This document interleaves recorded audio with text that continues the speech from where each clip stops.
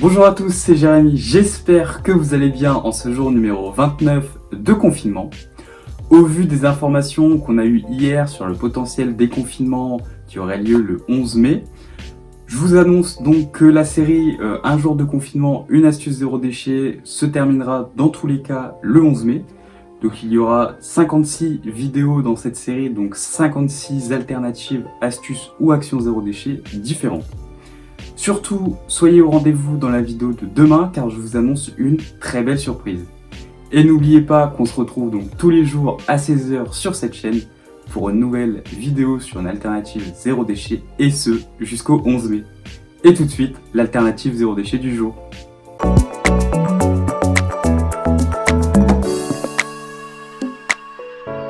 Le yaourt est devenu un indispensable pour finir nos repas. En France, nous consommons 1 million de tonnes de yaourt par an, ce qui représente énormément de déchets. Je vous présente donc des alternatives zéro déchet au yaourt.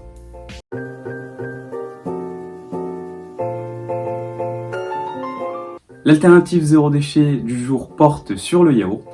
Avec près de 16 milliards de pots de yaourt jetés en France chaque année, ce petit aliment qui est devenu ordinaire de notre consommation du quotidien pollue énormément.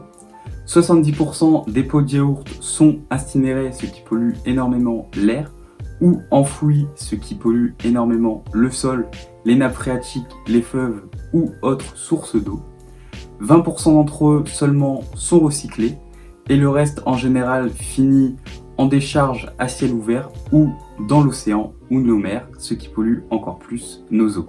L'une des possibilités qui s'offre à vous, c'est d'acheter vos yaourts dans des pots en verre consignés de préférence. Vous pouvez vous rediriger vers des AMAP ou La Ruche qui dit oui pour pouvoir avoir un circuit court et donc pouvoir acheter auprès de petits producteurs sans avoir trop d'intermédiaires. Et vous pouvez aussi bien entendu directement acheter auprès d'un petit producteur local. L'autre option qui s'offre à vous, c'est de le faire à l'ancienne, donc de faire vos yaourts maison vous-même. Vous avez la possibilité de les faire avec une yaourtière, avec une cocotte, au four ou à la casserole. Il y a même la possibilité de le faire avec le Cookéo. Vous avez donc énormément de possibilités différentes pour réaliser vos yaourts maison. Je vais vous parler plus en profondeur donc de la yaourtière car c'est la solution que j'utilise personnellement pour réaliser mes yaourts maison. Vous avez différents types de yaourtières. Vous avez la yaourtière simple qui va seulement faire des yaourts. Vous avez certaines yaourtières qui combinent yaourtière et fromagère pour pouvoir faire des yaourts nature ou tout type de yaourt, mais aussi de la faisselle ou du fromage blanc.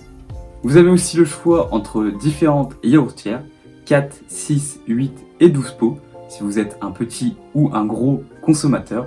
Si vous avez une yaourtière de 12 pots et que vous souhaitez faire une recette avec peu de pots, par exemple 6, vous pouvez tout à fait en utiliser moins que 12. Personnellement, je vous recommande d'avoir une yaourtière 8 ou 12 pots, car étant à 2, mais étant des petits consommateurs de yaourt, c'est le format parfait.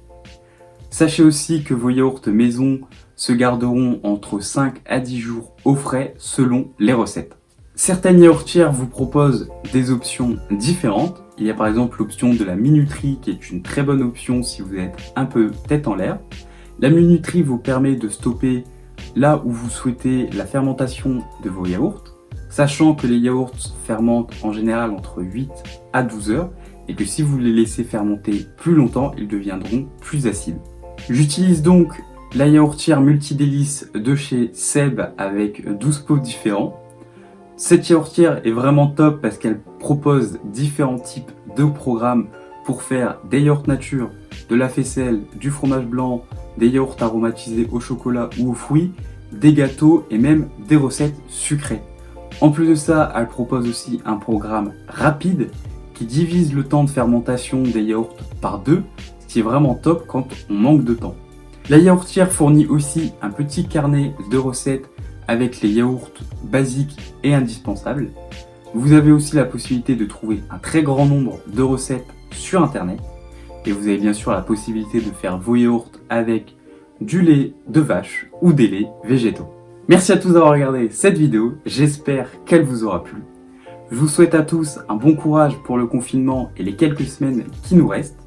Surtout, restez chez vous pour vous protéger, protéger vos proches et pour protéger les autres.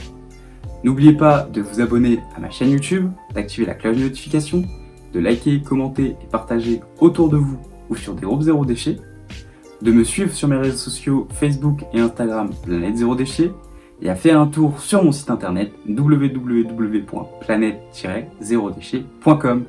Et sur ce, je vous dis à demain 16h pour une très belle surprise.